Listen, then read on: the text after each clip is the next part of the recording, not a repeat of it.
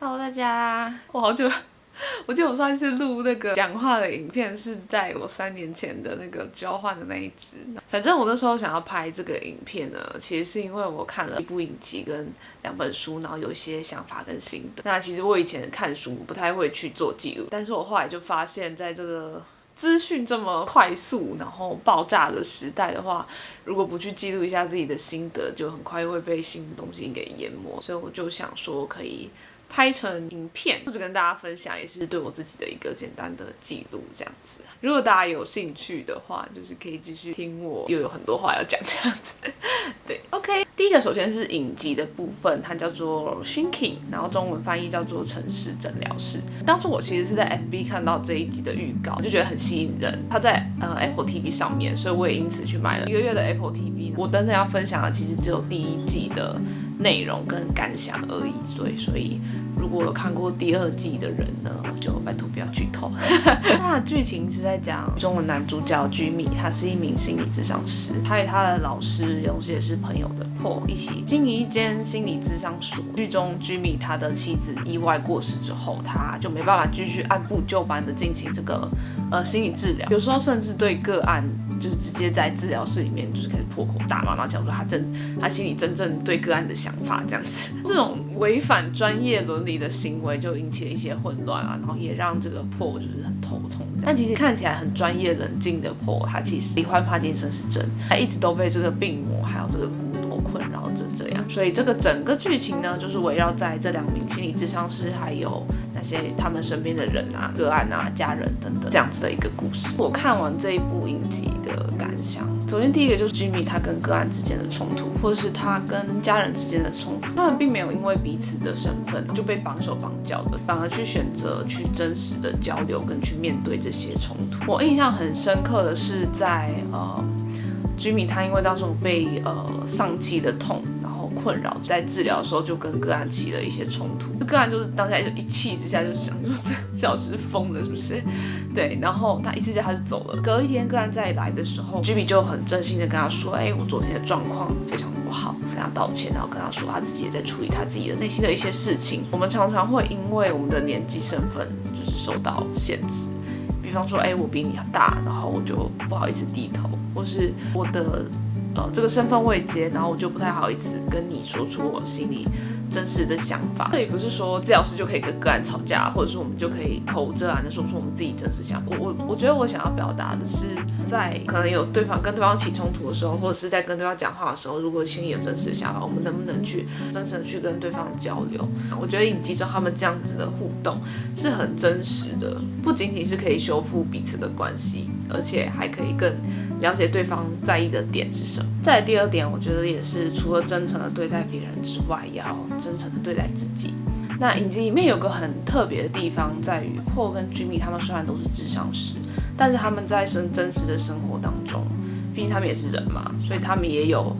自己所要面对的问题。只是在影集里面是可以看到他们怎么样去逃避面对这些心理的情绪，到他们有勇气而且去真实的面对自己的内心。我觉得这比起我们跟人的 open up 是一个很值得去思考的。我们有没有办法真的去觉察到我们现在内心的状态是什么？我听过一个 podcast， 他在说，当你觉得你现在的内心很混乱的时候，你想象自己是一个第三者，把自己拉远，就把镜头拉远，把自己想象成一个第三者，然后去看看说，我现在发生了什么事情，我遇到什么事情，那我为什么会有这样子的情绪产生？有点像是从一个上帝视角来看你自己跟你遇到的事情或是人。坦白点说，就是自我觉察嘛，自己先能认识自己，去接纳这些情绪的产生，才是改变的第一步。感觉可以分享一个我之前的经验，就是我之前在精神科工作的时候，因为都是要去服务个案这样，所以我有点同理心疲乏，跟个案讨论事情的时候，就我自己内心就有很多 OS， 就是好啊，那你心情不好你就不要去做这个就是你的有那个梗图。我后来就想一想我自己到底出了什么问题，原来是自己一些私人的一些状况，然后影响到我的工作，影响到我的整个状态。对，所以我觉得这个除了真诚的去对待别人之外，有没有真诚对待自己，也是一个很重要的事情。第三个也是我觉得帮助到我最多的，就是勇敢接受其他人的帮助。我在剧中，他因为罹患了这个帕金森氏症嘛，需要女儿来帮忙照顾他。那他当然是觉得面子放不下不好意思请女儿帮忙。那他的朋友转而去告诉他说 ，If I were you, I wouldn't be feeling sorry for myself. I'll be feeling grateful. 我觉得这一段就带出一个我自己之前比较没有想过的事情嘛，就是在接受别人帮助的同时，你不用觉得很羞愧，或者觉得好像自己就是很软弱的一面就给人家看，有点不太好意思这样，至少我啦。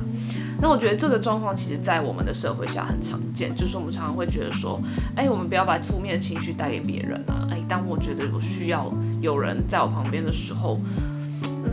感觉有点不太好意思，你知道吗？这里当然是指说对自己最亲近的人啦，就我意思不是说你遇到谁，你就要把所有的遇到的一些不好的事情然后跟他讲啊。那我自己个人是觉得，当我们在面对亲近的人或是朋友，或是你觉得你可以信任的人的时候，在需要的时候接受其他人的帮助，除了能够让我们可以更快的走出那个困境之外，其实也能够增进我们跟对方之间的感情，展现出来人与人之间的这个 connection， 也是呼应这个影集里面说的，这样子的关系才是最真实的嘛。这个诚实诊疗师，我觉得他是这个意思啦。那如果你想成为一名諮商师，或者是想要在这部剧里面学习怎么当一个好的諮商师的话，我觉得其实有点难。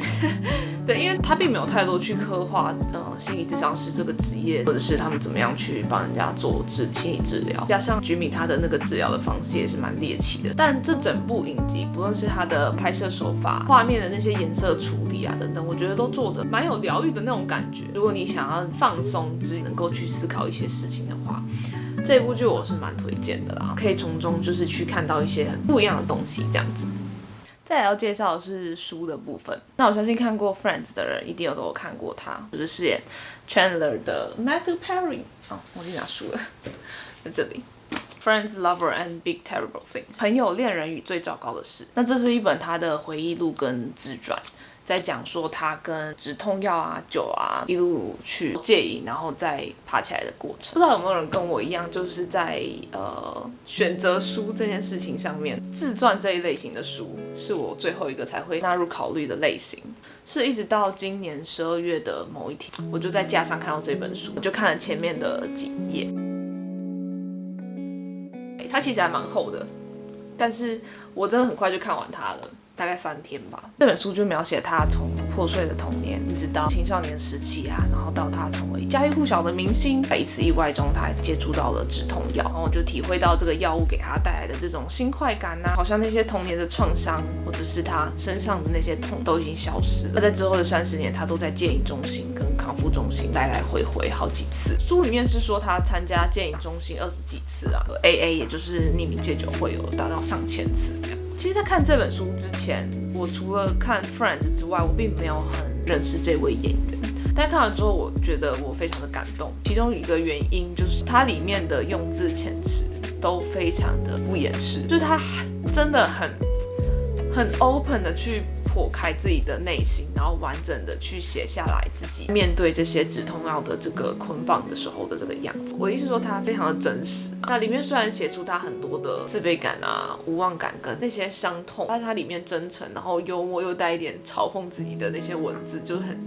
有种一边笑，然后一边又觉得他真的是很辛苦，很替他心疼啊。如果不是因为这本书，其实根本看不出来他的成瘾的症状有这么的严重。就你在拍摄《6人行》的时候，他也一直都在这个成瘾当中。我最印象深刻的是 Matthew 在书中提到的一段话：成瘾者他们不是坏人，他们只是想要让自己过得开心一点、快乐一点而已。但是我们患了成瘾者这种疾病，所以我感到难受的时候，我心里就会想着给我一点东西，让我能够好受一点吧。这样，过去我在成瘾科工作过1年半嘛，那也听到了很多个案们的那些戒瘾的心路历程啊，他们的原因就是真的就是这么简单，就是他们只是想要让自己开心一点而已。这就让我想到说，我们不是也是一样吗？我们在心情不好的时候，我们想要让自己，就像 Matthew 说的，我们想让自己好过一点，只是我们使用的东西不一样而已。关于成瘾，其实有一个理论，我觉得我蛮喜欢的，叫做insensitive sensitization theory， 中文叫做诱因敏感化理论。这个理论其实是想要解释我们为什么会对某些东西成瘾，也可以解释一些行为上的成瘾。就举一个例子好了，比方说我很喜欢吃巧克力，刚开始我每次吃巧克力的时候，就会感觉到很快乐，那这样当然就会想要再吃一次嘛，再吃更多，它会变成一种吸引的东西，我们就把它叫做诱因。那这里就衍生出喜欢 liking 跟想要 wanting 这两个的区别。在诱因敏感化理论当中，它是说我们的大脑会对诱因非常的敏感，然后我们变得非常的想要它们。但是呢，这个 but 很重要，但是我们并不是真的喜欢它们。对，就还蛮有趣的，就是想要不等于喜欢这件事，就是大家懂那两个的，再延伸到更多其他的行为，比方说像赌博啊，然后暴饮暴食啊，使用 social media 这些，这就让我就想到说，我生活中有哪些是我很想要的东西，但我并不是真的去喜欢它们，这样是反而是一种有点变相强迫性的。对我来说最明显的可能滑 IG 啊，滑Twitter 那些东西这样子。好，总之呢，这本书推荐给那些喜欢Friends 六人行这个影集，然后想要更深入认识 Matthew Perry 这个人，或者是想要更多了解成瘾这个议题的人，我是很有兴趣的啊。最后一本它叫做 The Midnight Library， 中文翻译叫做午夜图书馆，对，它有出中文版。我去查一下，它出版其实已经有3-4年了。